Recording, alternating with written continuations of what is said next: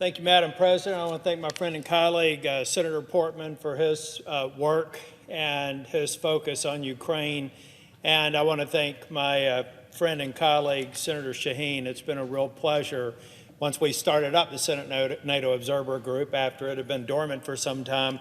Who knew that it could have been more timely several years ago when we began that process? I was thinking, I've used this analogy before. I grew up in a family of 6 kids. And we, even to this day, have our differences and disagreements. I got one sister I'm pretty sure wouldn't vote for me if she lived in North Carolina. We're not ideologically aligned, but I know she loves me, and I know when our family gets threatened, there's no difference between us. And that's what Vladimir Putin saw on February the 24th. He saw the family of nations in NATO come together like he couldn't possibly have imagined. And he saw 2 nations, Finland and Sweden, after decades of being non-aligned, saying enough is enough. Now it's time to pick between good and evil. And evil is Vladimir Putin, and good is Western democracies. Western democracies like Finland and Sweden, who respect the rule of law, who respect the rights of their citizens, who respect the free press, who invest in their military, and who will be a net exporter of security the day they enter NATO. As a matter of fact, they're already a very valuable asset to NATO. I've spoken with many of my colleagues in the Department of Defense, many people in uniform. They laud the relationship that they have with the military in Finland and Sweden. They work together on exercises. They know that Finland has a formidable ground force. They know that Sweden has a formidable Navy that's going to give us added presence in the Baltics and added presence in the Arctic. The worst possible scenario that Putin never anticipated was a completely unified NATO and the addition of 830 miles, 1,340 kilometers of NATO border right up against Russia. That's what he's gotten for his illegal invasion of Ukraine. And the blood of thousands are on Vladimir Putin's hands. Now I want to talk a little bit about Finland and Sweden, but I also have to start with that letter. I remember vividly, Senator Shaheen, when we were meeting with Swedish diplomats and we were saying, and defense minister, and we were saying, what could we do to send the signal to the people of Finland and Sweden that the United States is absolutely supportive of their accession to NATO? They said, well, communications would be good. We said, well, we'll do a letter. In 24 hours, we got 80 signatures. Now, the question would be, why not the other 20? Quite honestly, we didn't take the time. Everybody that we went to signed on to the letter, but we thought it was important to get that communication out quickly. And today, we're going to see more than 95 senators, I think even more than that, vote for ratification, because they understand that Finland and Sweden are investing in their military. They understand that Finland is already at 2% and continuing to invest. They know that Finland has already put on order 64 F-35 Joint Strike Fighters.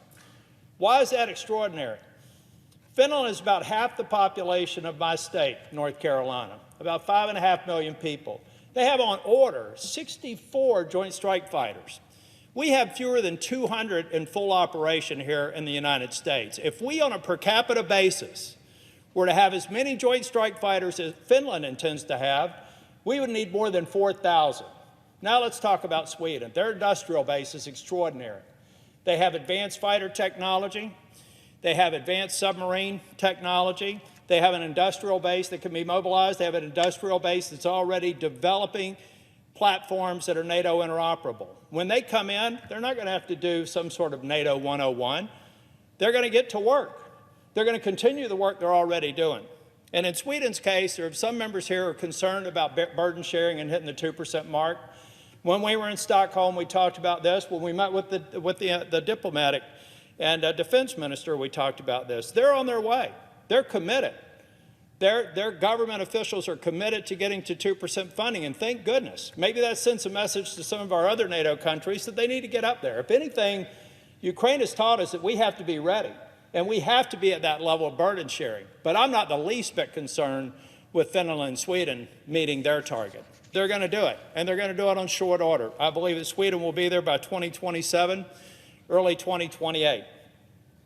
So Now we have to move forward. Now I am also being a little bit competitive. I'm disappointed that we weren't the first nation, but I also am very optimistic.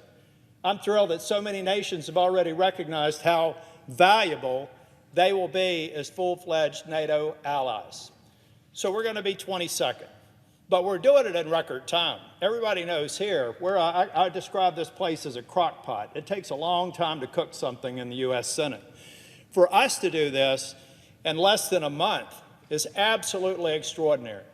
And I hope that the people of Sweden and the people of Finland recognize that that's because the United States Senate has full confidence in them.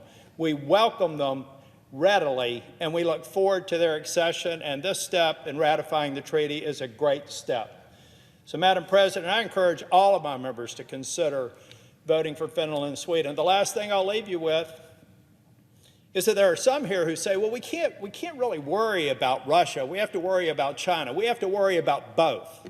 And NATO's worried about both. If you look at the strategic concept that came out of Madrid, you should also recognize that there were 4 countries from Indo-PACOM who were at a NATO summit.